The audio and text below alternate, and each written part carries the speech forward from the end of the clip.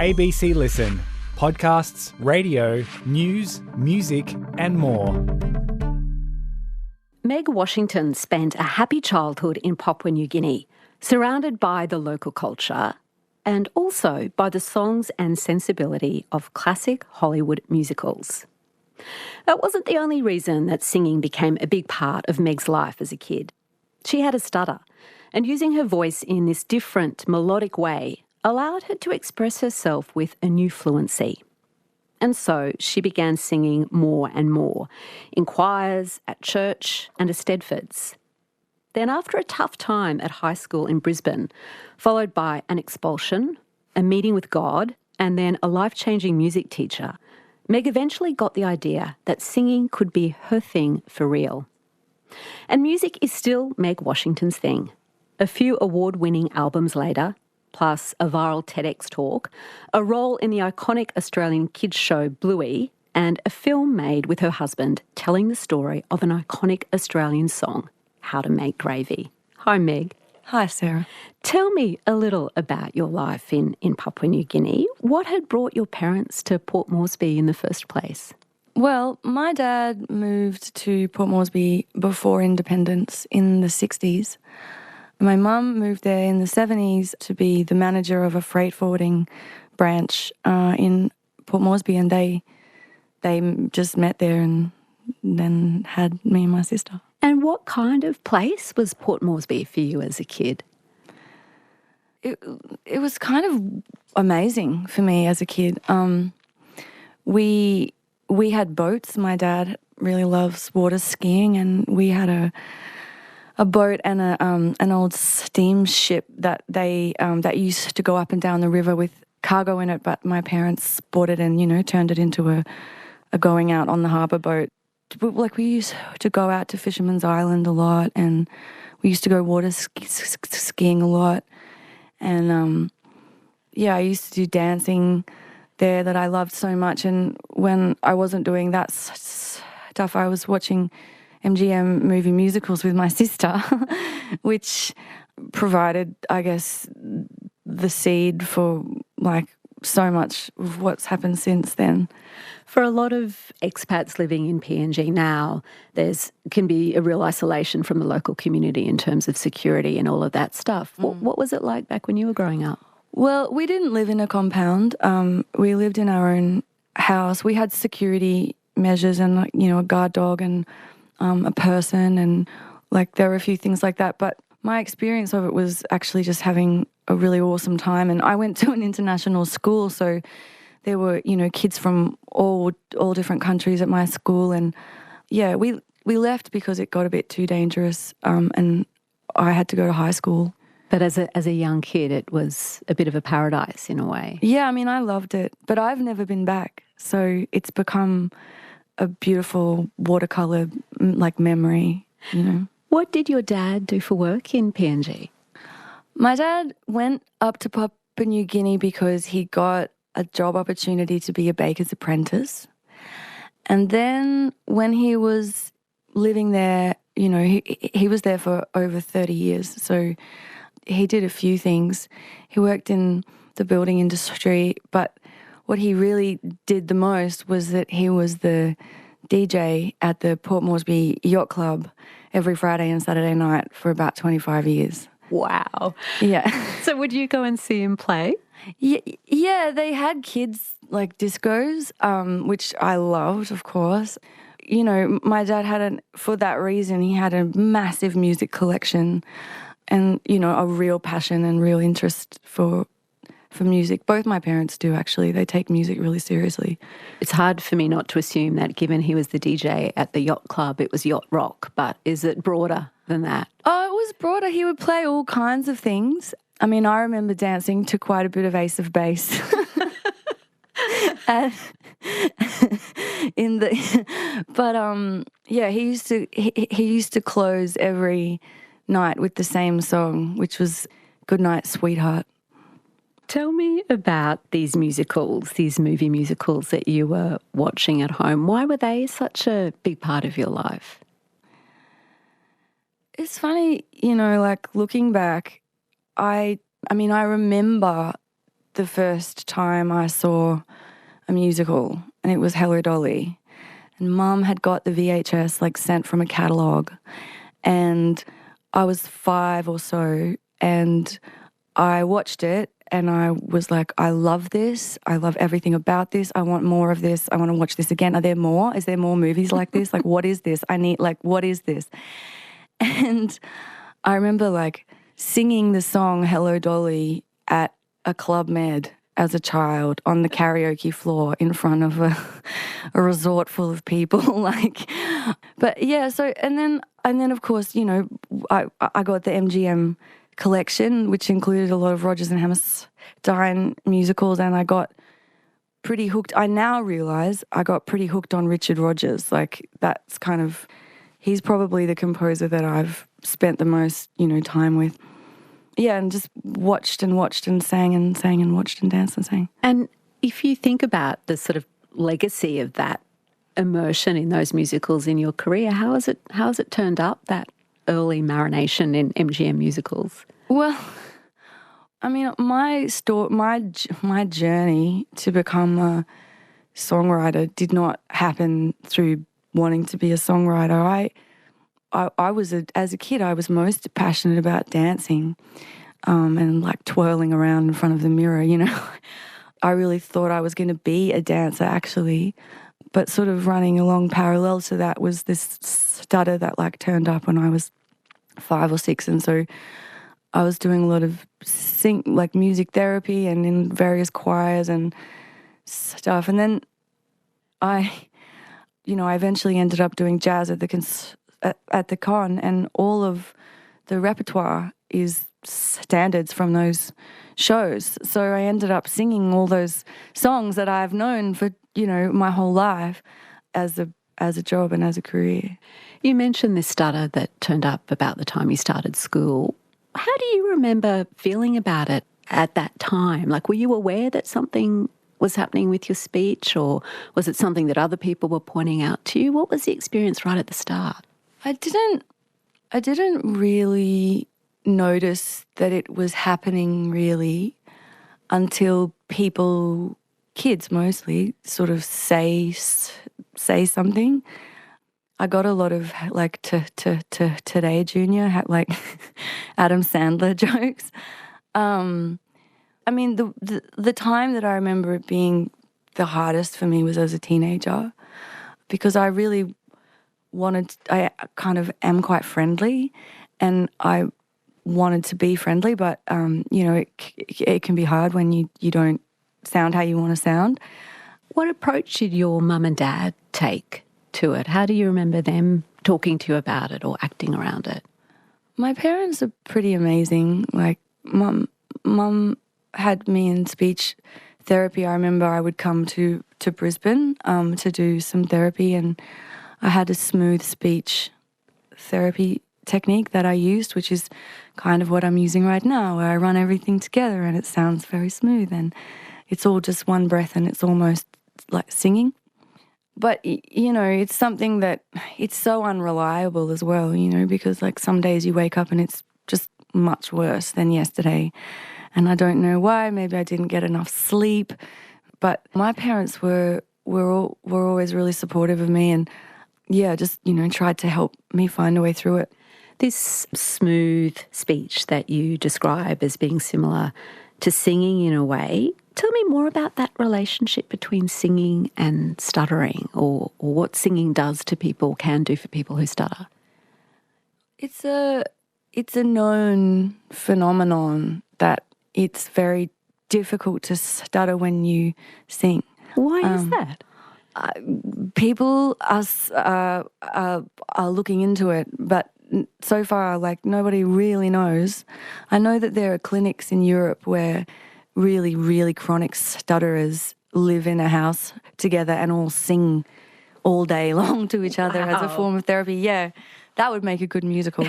But it always just felt to me, you know, singing has always just been this absolutely magic thing. It must have been liberating as a kid to have somewhere that you could be and communicate freely Totally. And the other thing that I love about singing is that when you're in the middle of a song, or a song is this like series of present moments all sort of curated for you by the songwriter. And when you're inside the middle of that process, you really are in a different place. And I fell really in love with that place as well as a kid, like being in the moment of a song it's very addictive to me. And yeah, I've always just loved how that feels. As you mentioned, when you were 11, your family moved to Brisbane and you had that new experience of mainstream pop culture here, and then, of course, experience of a different kind of schooling and education system here. What was school like for you in this new place?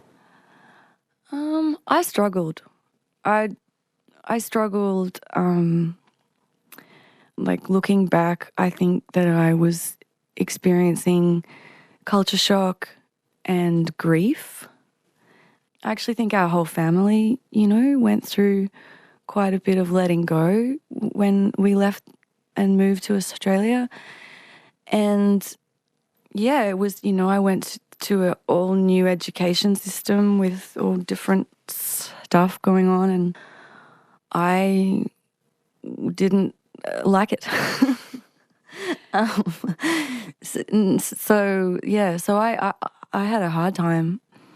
I always did like extracurricular activities. I was always doing dancing, and that was a really big part of my life. And as I became a teenager, like performing in musical theatre, and performing in a Stedfords, and that's, Talent Quest, that became really a big part of what I was into. But yeah, I found school kind of really tricky at the beginning. What led to you being expelled in year 10? It was a war of attrition between me and a teacher, and nobody won. But it ended up, I may or may not have thrown a chair across the classroom. May or may not. Did you hit anybody? Thankfully, I did not hit anybody except the wall. But yeah, it was a strong time for me, like becoming a teenager. So it sounds in a way, Meg, that at that time, like for many teenagers, you're kind of looking for direction or maybe identity, maybe some kind of discipline. Where did you end up finding that? Well, the thing about, being a troublemaker at school is that once you create a brand for yourself as a troublemaker, it's very difficult to change that narrative because everybody sort of has this expectation of you, and then you sort of fulfill that expectation. And so, it was even though I felt sometimes like I wanted to, no one wants to be in trouble all the time, like it's not a good feeling. But my parents, they sent me on some Scripture Union camps in the school holidays, and I loved them because it was just this week where you're a new person with a bunch of all new people and you can just be fresh. And that was really, really great for me. And I had a very different experience on those camps. And like, my family's not overly, religious or anything like that, but I guess, they figured it was a pretty cool place to send a tricky teenager. And I ended up absolutely loving this one camp called SMAD, which stood for Song, Music, Arts, Drama, Dance. And it was just this performing arts camp where you went to and just made things for a week. And I really loved it. I loved those. And it was on one of those camps that I had this sort of genuine, like, spiritual experience. What did you experience? Well, I was in a dormitory, and I was with some other girls, and we were all praying, and they were kind of praying for me, and I felt like a genuine wash of what I can really only describe as like immense love, like bliss, but kind of on a visceral body level. Like I didn't hear a voice in my head or anything. Like I just felt something really amazing, and I felt myself let go and cry and sort of just release a lot of something. And I sort of lost the sense of time and everything felt a bit smoky. And then the next morning I woke up and I sort of, found myself on this Christian performing arts camp, and I'd had this amazing experience the night before, and I genuinely felt like a fresh person. Like I felt like I could be fresh. And so I sort of decided that I was a born-again Christian and went home and told my parents that I was a born-again Christian. And how did things change for you sort of day to day after that? Well, it was actually really amazing because suddenly I had this really clear reason to be different and to act better and to improve, which, I had sort of outsourced my self-esteem to this idea that like I was immensely loved. And I felt that I could love the world actually in a very different way to the way that I felt before. I felt a lot of loving awareness towards everybody and everything. And, I also changed schools around that time too, and ended up going to a really amazing school that I love so much called Sheldon College, which it just changed my life. Everything changed for the better for me from then. In this sort of new born-again Christian world that you were in at the time, what kind of role did music play? The church that I went to was a church where worship was a huge part of the service, and the worship that they did was incredibly cool because, again, being part of the performing arts camp and whatever, it was very easy to be part of the worship team. So the barrier between the audience and the stage is not there. Like it's very cool to make music for real in a space where there's not a lot of, it's so normal, it's so possible. Just like walk up here and here's a tambourine, like good luck. It's just a great, I guess it was sort of where I got my first experience of people singing together for a reason that is not about the person holding the microphone. It was like a sense of us all singing together, and there's a worship leader, but everyone else is singing too. And the sensation of that and the feeling of that is so profoundly moving. And it was also the first time that I went to a rock and roll show and saw not a rock and roll show, it was like Christian, now I know it's Christian rock, but I was a teenager. So I saw dudes with, guitars and like distortion under lights, singing their hearts out. Like the whole thing was just the whole scene was just so beautiful to me. And so, again, like music equated to love in this really clear way that just has never really changed for me in a lot of ways. This new school that you went to that sounds like it was a much better fit for you. Tell me about your music teacher and the sort of influence he had. Well, music was always something that I just felt was quite far away from me. I didn't, I've played the piano my whole life and I've had lessons, but I still do Every Good Boy Deserves Fruit and All Cows Eat Grass. Like I still don't really speak or read music fluently at all. And so I get it, but I don't get it. So when I was in grade 11, I had a music teacher called Harley Mead, and he said to me that I should be doing music extension for my singing. And he said, you should be in this class. And I was like, I can't do it. I don't know any music theory. I don't know about intervals. I don't know anything like that. And he said, I will teach you. And he did. We did like a million lessons in lunch hours and before and after school, and he single-handedly taught me music theory to catch me up to where the rest of the grade 11s were. And I I plugged in and I kept going. But I still think of him when I'm trying to figure out music. I still remember him. He must have been pretty happy watching the trajectory of your career. Unfortunately, he died a little while ago, so I'm not sure of what he was able to know about. But yeah, he's a really meaningful person to me. And in this period as well, Meg, the experience of stuttering and singing, although your stutter, you said, was bad at high school, singing was still a place that you were able to get a break from that. Well, yeah, I mean, even at that school, my speech was so bad that I actually failed my English oral because I just couldn't do it.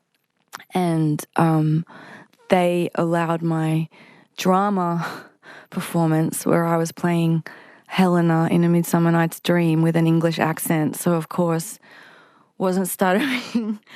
Because you were doing an accent. Yeah. There's a lot of people who have stutters who use a affected voice, like Marilyn Monroe spoke like that because she had a stutter. You know, if you do an accent, it's the same as singing. It's like a different part. Our brains are so interesting. It's crazy. It's totally crazy. So when you were performing Shakespeare in an English accent, that worked and that got you through English, did it? Yeah. And they were really cool about being, accommodating for me.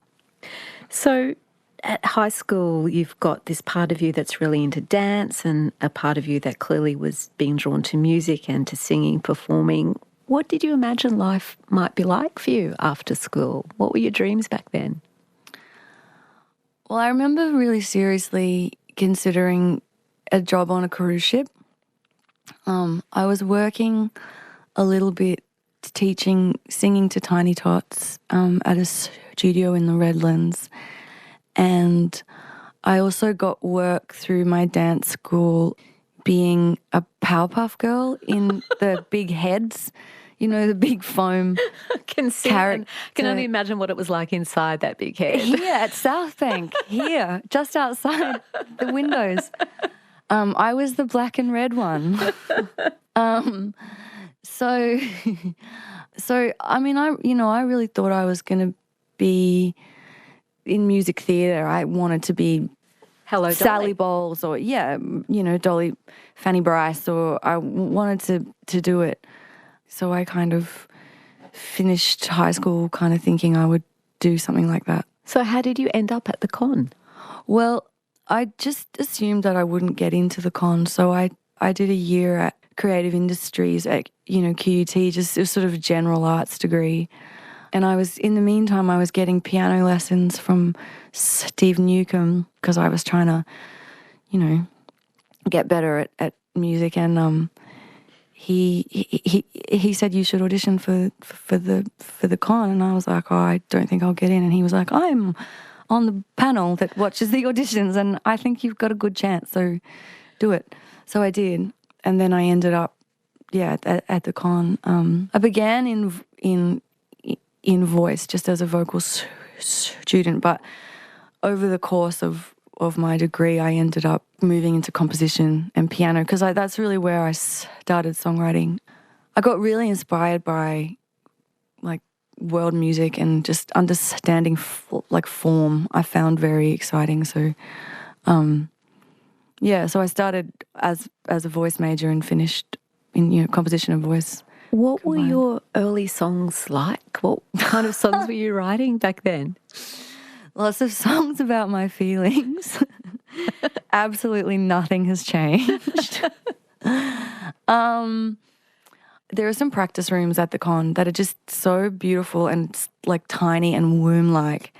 And I would lock myself in there I would skip lectures and just go and there was actually something about knowing that everybody else was in a lecture and that I was sort of truly alone that was exciting to me somehow. I don't know. I don't know. They're not songs that are still in your set list now. They're not on rotation, no. Were you also working already as a professional musician? Well, yeah, I loved singing jazz and I really connected with that repertoire, obviously, because I knew it all so well. So it just felt like second nature to me to sing all those tunes. And so I kind of put myself through uni. I had a little jazz combo and we did lots of weddings and lots of 50ths and lots of birthday parties. And I gigged a lot sort of out in the neighbourhood. Who did you meet one night at a gig in a bar at the Valley? I was doing a gig at Rick's Bar in the Valley and Paul Grabowski came and saw me singing. And he waited and spoke to me and said, I absolutely loved your singing and what you're doing, and do you want to have a jam and play together? And he's this incredibly talented and influential master of Australian music. He's an absolute, icon. And so he went into one of the tiny practice rooms and with me, and we played a bunch of Billie Holiday together. He played and I sang, and we just, did a bunch of tunes and just loved playing together and we loved it.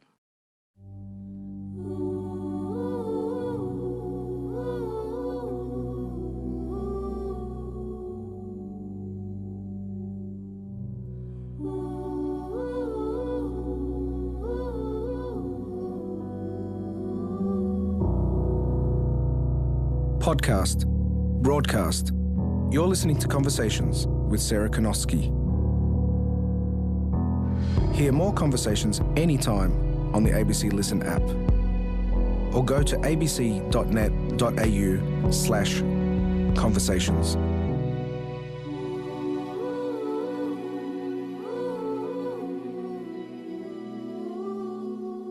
So Meg, after graduating from the Con in Brisbane, you moved to Melbourne partly to continue collaborating with the pianist and composer Paul Grabowski. You were also working on your own music, and after 4 years or so released your debut LP, which was a big hit and which won you 2 arias, the award for Best Female Artist and Breakthrough Artist. You were still so young. What was it like to have that sudden level of public success? It's quite amazing to achieve your dream. I had been writing my own songs, for a few years, and I had released a few EPs leading up to that album, and there had been the kind of crescendo of activity that I had been doing. I remember one year I had done 100 gigs by June. By June? Yeah, it was something crazy like that. Like I had just, I really just went for it because, things were starting to, bubble and it culminated, I guess, with that aria year, and I was doing a performance of the arias, which was the first time I'd ever done, the first time. And I won, I thought I always wondered, and then and then you wake up the next day and you still feel just the same as you did the day before. And of course, everybody feels that. And, now I know that that's just what life is like. But, I think I had sacrificed quite a lot to, I think, nowadays, especially artists are so much more literate about mental health and what sort of structures are most conducive to long-term artistic stability and all these lessons that I now know. I hadn't learnt any of those lessons yet, so it was a very wild and sort of, chaotic time for me. What sort of idea did you have in your head about what an artist's life should look like, should be?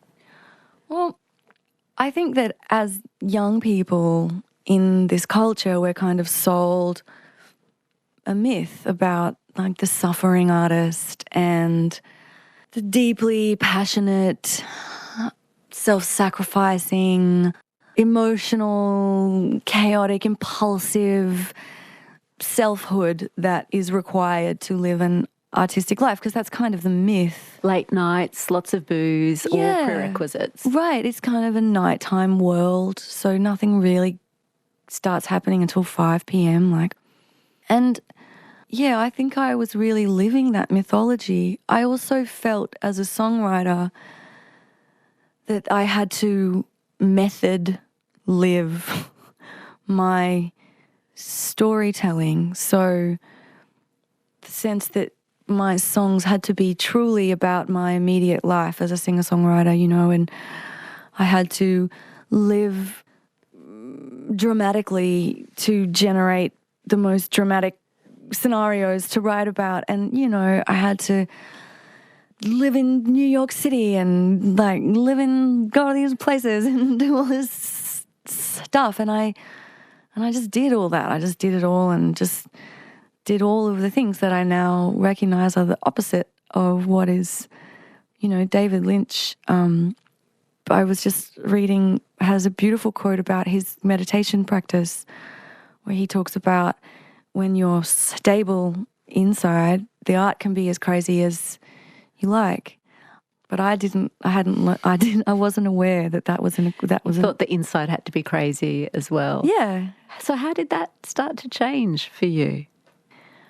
Well, I think the coolest thing that ever happened to my art practice has been having my son, because just the overlay of that structure, just what the day has to be like when you have a young person who then has to go to school, you know, you just sort of was amazing. It was actually the best thing. I say I became an art machine because I went from a practice where I was second-guessing myself and questioning my own choices and, oh, is this good enough, or, oh, is this the right sort of tonality for what I'm going for? Just, you know, you can spend 5 days tuning the kick drum if you want to. Like, there's a million ways to hesitate.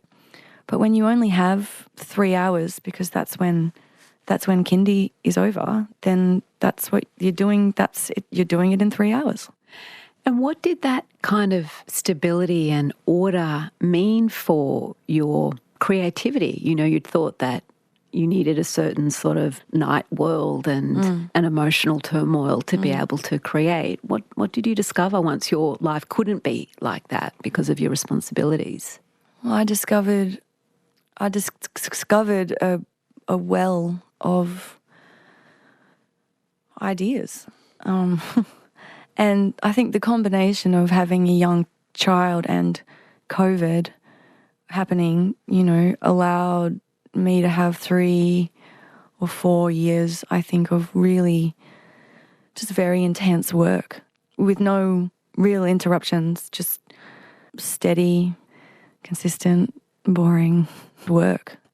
There's a thing that people say, which is you don't always know if the muse will turn up when you're sitting at the piano, but you better hope you're sitting at the piano when the muse turns up.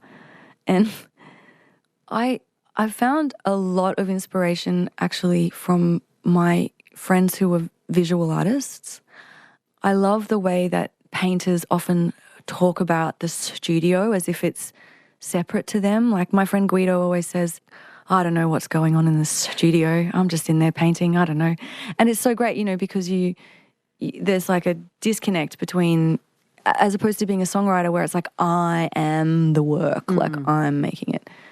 This appearance in your life of your son and how that shifted the way of living, you know, the step before that is meeting your husband, Nick. How did the two of you meet? I met Nick at Mardi Gras.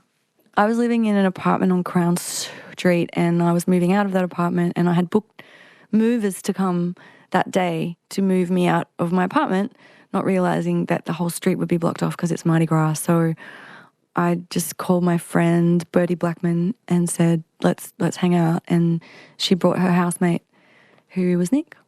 And how quickly did things happen between the two of you? Well, the first time we just met as friends among friends. And then I went back overseas where I was sort of half living, and then I came back and we went out and we got married like 12 weeks after that. 12 weeks? Yeah. And I remember saying to him, let's not rush this. Let's not make it 5 weeks. Let's wait for 12. Let's give it 3 months. Let's make sure if it feels like we're not having a manic episode together or something.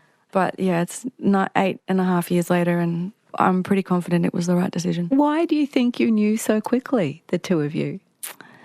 Well, when I met Nick, I felt just a very overwhelming sense of familiarity.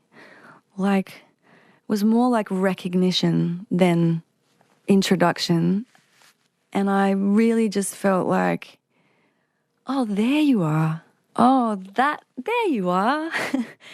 And he felt sort of the same way. So it just felt like a given. We didn't even really talk about whether or not to get married. We just only talked about when. What did your mum and dad think about this wedding happening after 12 weeks? Well, as usual, my parents were pretty cool about it. And I mean, I'm sure our families were. I mean, I would be if someone in my family, you know. But I figure my parents just put it on the long list of random acts of love that I've performed. Did the decision to have a child come as naturally as the decision to be together with Nick? Again, it was just something that we talked about and were open to, and then happened quite quickly.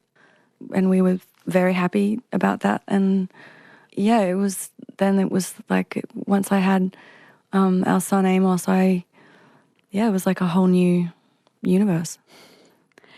You and Nick also worked together, and just before Christmas, the film you made together based on Paul Kelly's song How to Make Gravy came out. I imagine making a movie can be a pretty intense experience. What was it like sharing that intensity with your life partner? It was actually very fun. It was very fun to work together.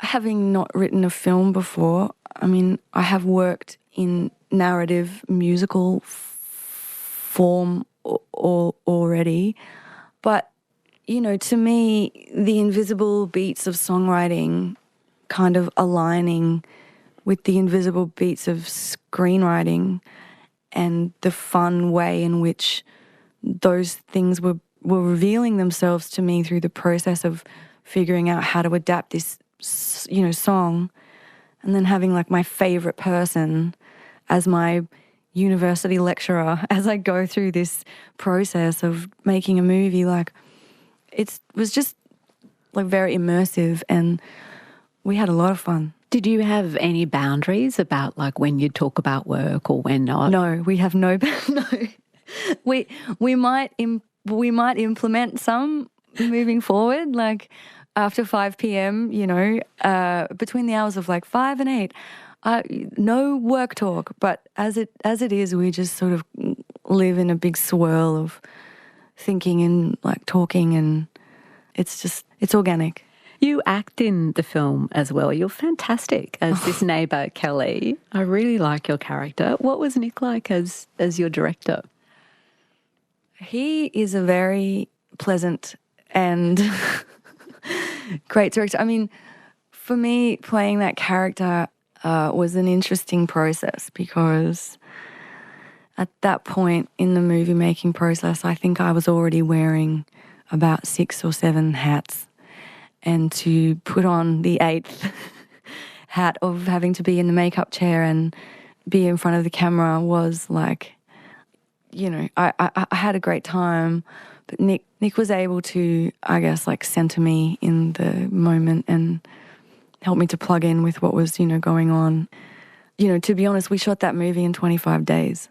So it's all a bit of a blur. And what does Paul Kelly think of it? Oh, well, Paul likes it. He digs it.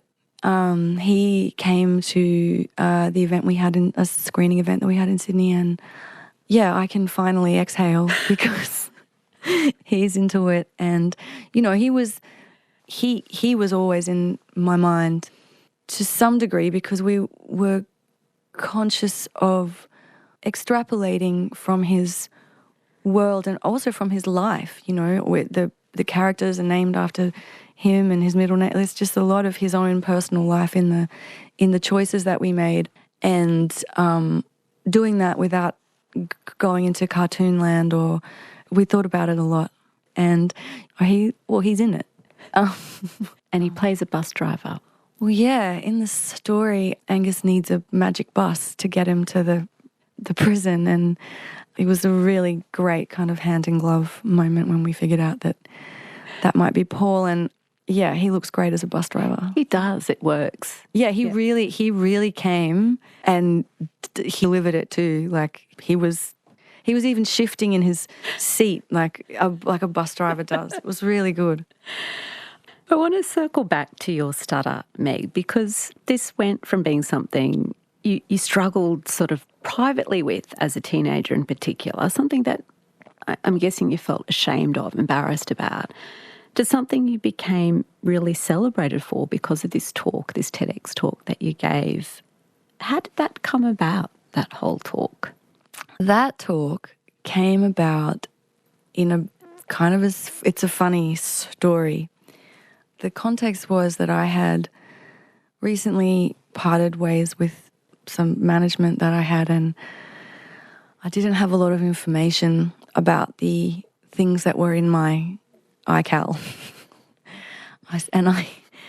And I saw that there was an event, a TED event, and because I have problems with my speech, I couldn't figure out if I was supposed to do a talk or not, because I also had the information that the topic of the event was language. So I just sort of prepared this speech kind of not knowing if I would have to give it or not. I just wasn't sure what to do. And if I had to sing something, that's fine, because I don't need much notice to do that. But it's kind of my worst nightmare to arrive at an event and then be like, you got your talk already? And I haven't written a talk. It's like a nightmare, like a walking nightmare. And, because I had split up with my management, I was feeling pretty rough, and I just wrote it just to assuage my anxieties about what might happen. And so then I got there and to the venue, and there was a lady there, like sort of with a clipboard, like checking me in, and I was kind of like, are you the person that I need to show my speech to, or what? Like, it was sort of a weird, now that I think about it, it wouldn't happen now, but... so no one kind of vetoed what you were going to do? No one vetoed it or said, no, don't do that, or do that, or anything. But I kind of had been living in the media and doing stuff and trying to hide my stutter. And there was just this part of me that was like, look, the topic is language. You've got something to say. Like, I think you're supposed to be doing this. Like, no one's like saying, no, don't. I guess that's what I'm supposed to be doing. So just jump off this cliff. So I did. And, I gave the talk, and which I do not remember at all. It's just like bees in my memory when that was happening.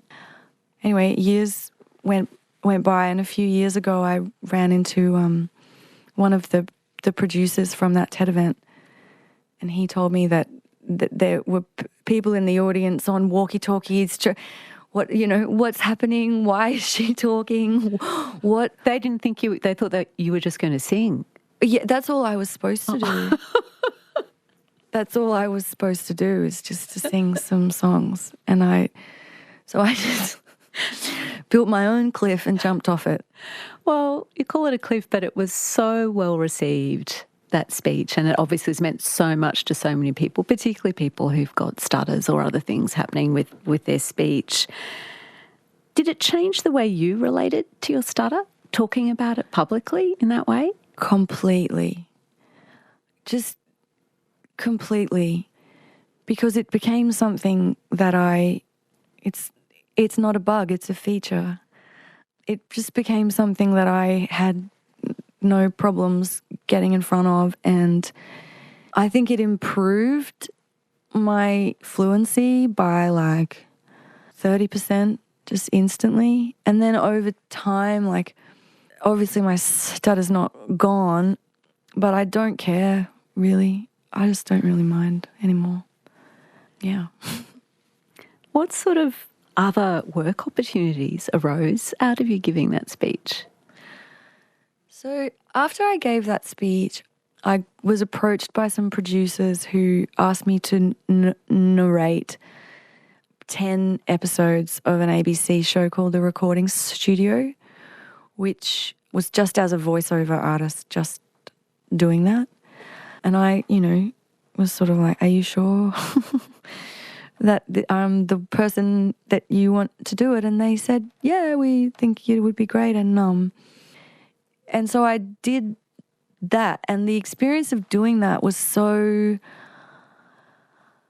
amazing because I started, and of course it was excruciatingly painful and slow, but because it was 10 hours of talking, I just eventually found a rhythm and was able to complete it. And having completed it, it felt like I was on this new level of being able to do things. And so then when I was asked if I would like to read for this, cartoon that my friend Daly was making about dogs, I was like, sure. And then he told me that they wanted the teacher to have like a sing-song kind of vibe going, and I was like, well, that's even better because I can do that too. So it really, it sort of opened up the door for me to just get in front of that.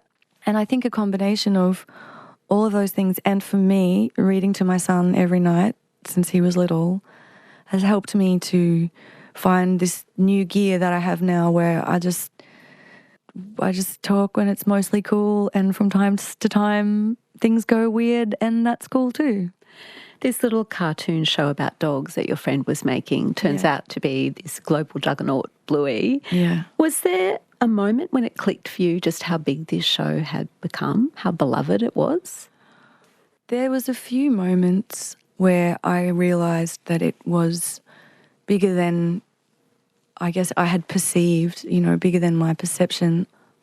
When it went on to Disney and the Nielsen numbers began like showing up, and we could sort of see, like I could see how many people in America were watching the show. And then the balloon at the Macy's Day Parade was like I was like, wow, that's the culture. That's people. Yeah, as a kid who grew up on the outside of the mainstream popular culture, you couldn't get more central. That balloon is the center of the scene. And then, I've also been so inspired by watching what's happened to that show, because I find that its punk soul is just so much about what's inspiring about that. And what's so appealing about the show is how, I say authentic, and it's so how idiosyncratic, and how very personal it is, and just how itself it is, and how Brisbane it is, and the ibis and the city cats and even the Australian accents. All of it is just so. I find it so badass how Joe and the team have been able to just keep it really what it is, despite how well loved it is. Did kids ever recognise your voice from that show, from being Calypso, Bluey's teacher?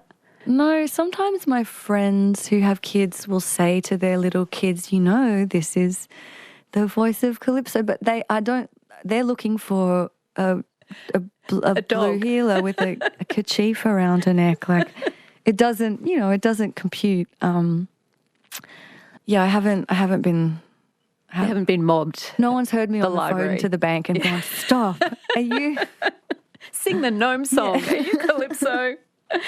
Singing, music really first came alive for you, Meg, as a teenager at church. You described that spiritual experience that you had. Is music still like that for you? Does it still have that, even if it's not in that same Christian framework it once was, does it still have that kind of depth for you when you're singing and making music? Totally. Actually, just more and more.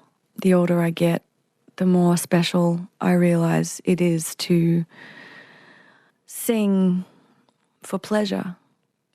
I love this line by Adrienne Marie Brown. She says that pleasure is a measure of freedom. And I really feel like, for me, especially now working so much in film, and the time that I have to sing it's like a sonic meditation. I'm just experiencing a series of present moments. And I think living in a capitalistic framework, it can be very easy to sort of categorize all forms of artistic expression as things that should not be pursued if they're not going to earn you a living.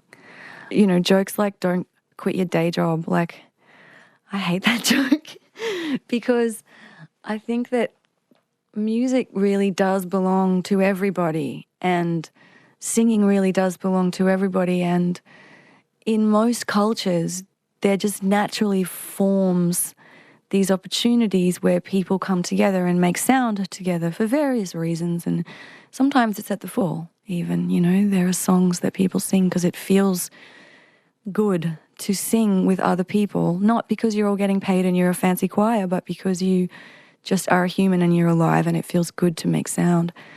And for me, just seeing the world and looking around with the heartbreak of being alive right now, and just looking at what we will have to do to go forwards,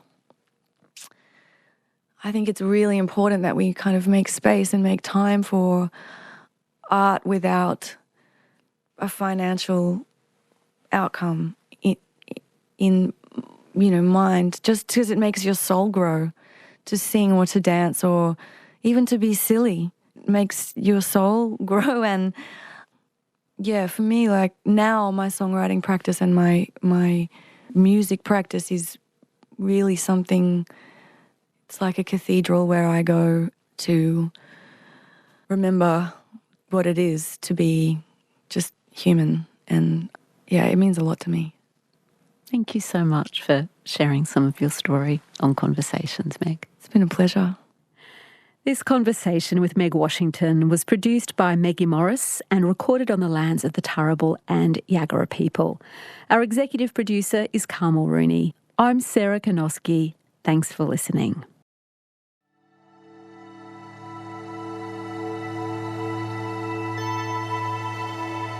You've been listening to a podcast of Conversations with Sarah Konoski. For more Conversations interviews, head to the website abc.net.au/conversations.